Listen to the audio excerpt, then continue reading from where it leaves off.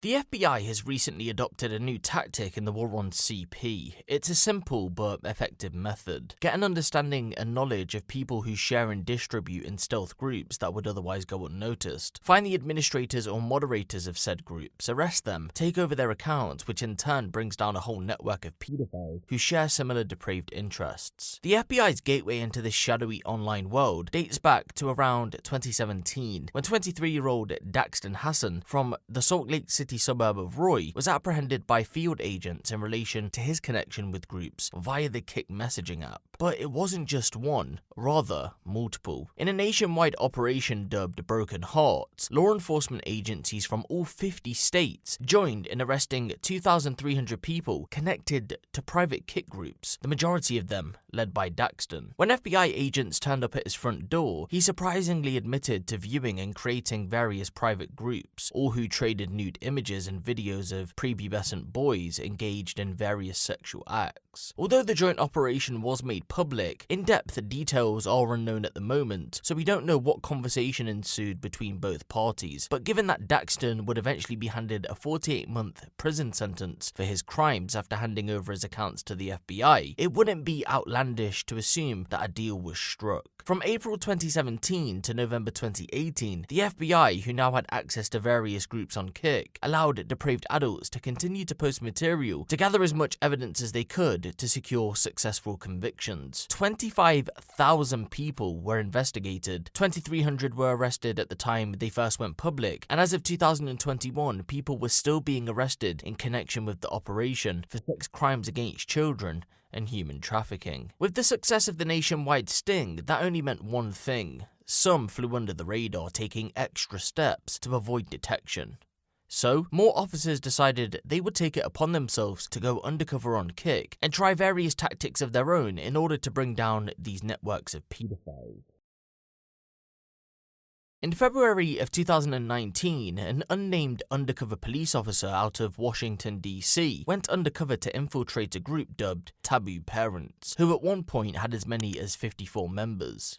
As you can see, they flew under the radar. The group, just like those run by Daxton, also shared content relating to child pornography and other child exploitation material. After posing as a parent who abused his 8-year-old daughter, the undercover officer spent a month in the group before figuring out how it was structured. At this point, 29-year-old Brittany Bailey had been moderating the group but decided to go her own way, bringing 36 members with her. She was now the admin of a new group, and believe it or not, she made the undercover police officer a moderator. They had become close. He was now one step closer to bringing down this group of vile, depraved pedophiles. Within less than 3 months, the officer successfully managed to bring down the network, and we know of at least 3 people that were arrested in connection with the investigation. Brittany was charged for distributing child pornography and conspiring with others to distribute and receive it. After pleading guilty to her crimes, she received a 15-year prison sentence, although a 30-year sentence was on the table. Another user, Michael Wagner, had also been arrested on similar charges. He told detectives that he had been viewing child porn for 19 years. Yes, 19 years. When officers searched his devices, he was found to be in possession of materials, including that of infants, toddlers, and preteens. At this moment in time, however, it isn't clear whether he's been sentenced. Which brings us to the last publicly known person connected to this group, Allan Thomas George. But this isn't Allan's first run-in with the law, ladies and gentlemen. You see, all the way back in 2009, he was convicted for sexual exploitation of a child, which he would go on to plead guilty to. As a result of this guilty plea, he was placed on probation for 4 years, which he would go on to complete. Nearly 10 years on,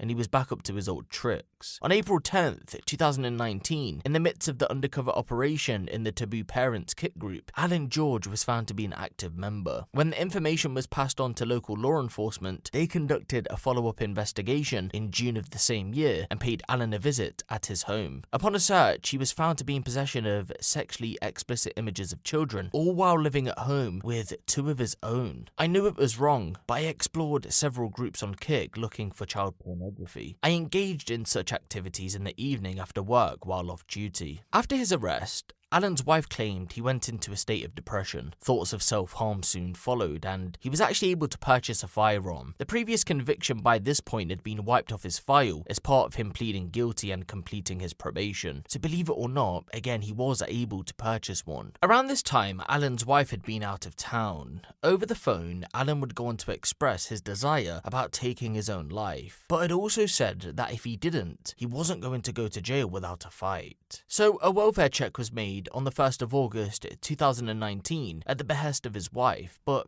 the police couldn't locate him. With time being of the essence then, a charge was handed down to get him into custody. On the 5th of August 2019, officers once again attempted to locate Allan because they wanted to arrest him in relation to the sting operation, but he was nowhere to be found. However, with intel gathered about his route home from work, they managed to spot his truck nearby to the Colorado River Bridge. He was pulled over and a confrontation ensued.